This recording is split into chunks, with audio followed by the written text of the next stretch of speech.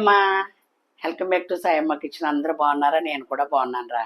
ఆ కోడిగుడ్డు అట్టు చూపించలేదు మన ఛానల్లో. ఆవకాయ, కొత్త ఆవకాయ వేసుకుని కోడిగుడ్డు అట్టుతో తిందాం అని చెప్పేసి అందకరణక్క. అందుకని చెప్పి మా స్టైల్లో ఎలా చేయాలో ఆమ్లెట్ నేను చూపిస్తాను రండి. 4 కోడిగుడ్లకమ్మా. ఇవి బాయిలర్ కోడియే కానీ చిన్న గుడ్లు మాట, అంటే తొలిగా పెడతాయంటే ఆ గుడ్లు మాట. అవి ఆమ్లెట్గా పనికొస్తాయి, ఉడకేసుకోవడానికి పనికిరాదు. ఈ రోజు గుడ్లే, అందుకని కొంత ఆమ్లెట్ వేసుకుంటున్నమాట. ఒక ఉల్లిపాయ మిషన్లో కొట్టిందమ్మా అక్క, పెద్ద ఉల్లిపాయ, పచ్చిమిరపకాయ కూడా అందులోనే. ఈవేళ కారం కారంగా తినేద్దామని చెప్పి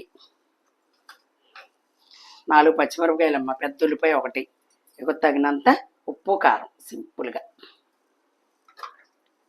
సాల్ట్ ఒక 1/2 స్పూన్, జీలకర్ర.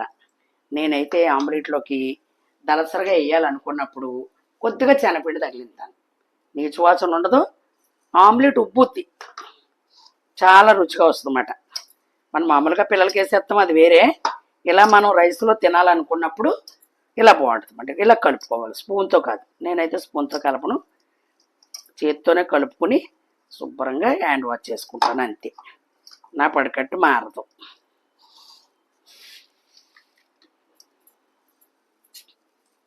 మళ్ళీ ఇది ఒకటి ఉంది నా దగ్గర, గుడ్డు వేసాను అనుకో భయం. ఇలాగ 2-3 సార్లు మోసపోయానమ్మ నేను.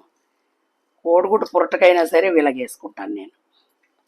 అందులో ఏమన్నా గొమ్మ తేడా ఉందనుకో అక్కడితోనే వదిలేస్తాం దాన్ని. పొయ్యి మీదకి వెళ్ళిన తర్వాత ఏది తీయలేం కదా, పొడవుతే ఎప్పుడు కూడా కోడిగుడ్డు పురటేసుకున్న అట్టేసుకుని ఇలా తీసుకుని చూసుకుని అప్పుడు అందులో వేసుకుందాం. పోతో గిన్నెపోద్ది, ఏమైంది? ఓకేనమ్మా, ఎత్తుకో, అంతే. ఇప్పుడు చూడండి,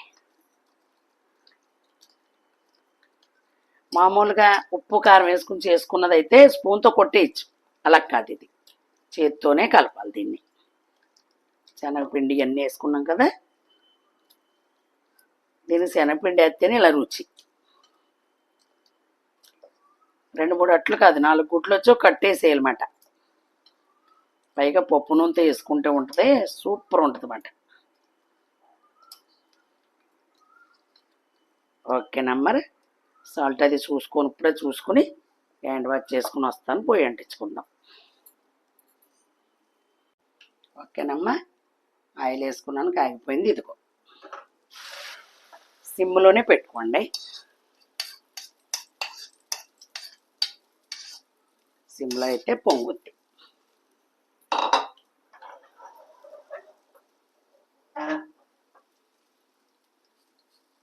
అంతే, మూత పెట్టేసుకున్నాం. సిమ్లో పెట్టుకుంటే చక్కగా, అంతే. ఓకేనమ్మా, అంతే. సిమ్లో పెట్టుకుంటే పప్పు నూనె కదా, అంతకన్నా నూరు వస్తుంది.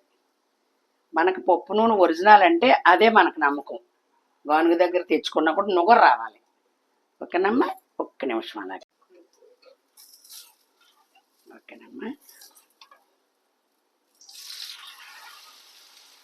అది మినపరొట్ట ముక్కలాగా వస్తుందన్నమాట. ఇప్పుడు మనం ముందే ఇలా చేసుకుందాం. ఎవరు ముక్కలు తీసుకోవచ్చు. అప్పట్లో మా అమ్మ ముక్కలు వేసేది కోడిగుడ్డు. రేపు పొద్దున్న నీకు వేస్తాను, రేపు పొద్దున్న నీకు, నేను గుడ్డు అయితే నేను గుడ్డు కావాలని చెప్పేసి పెట్టేదాన్ని.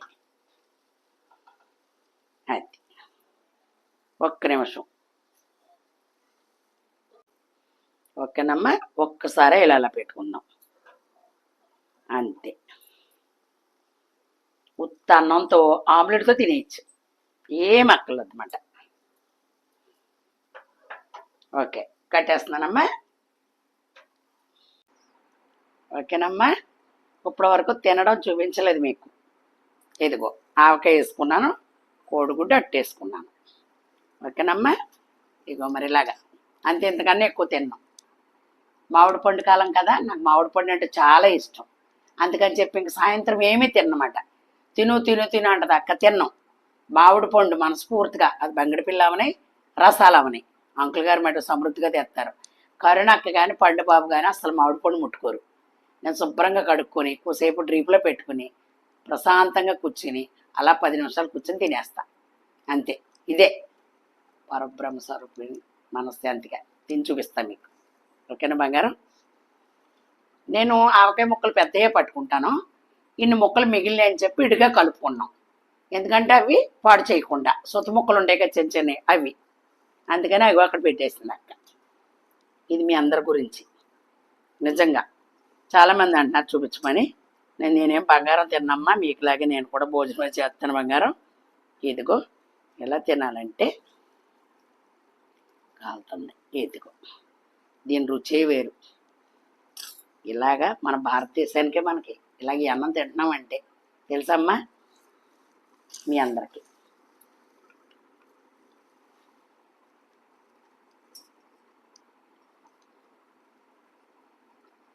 సూపర్ బంగారం.